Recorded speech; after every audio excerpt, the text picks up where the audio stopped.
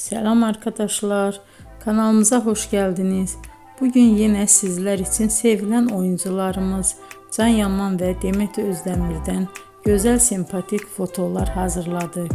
Demet Özdemir Sana Bir Sır Vereceğim, Kurt Seyit Şura, Çilek Kokusu, Erkenci Kuş dizisinde rol almış, herkes tarafından çok beğenilmişti.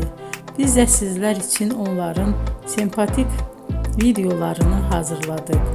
Bu muhteşem videoların devam etmesini istiyorsanız bol bol yorum yazıp ve bildirimi her zaman açık bırakın ki videolarımız ilk önce siz görün. Hoşça kalın arkadaşlar.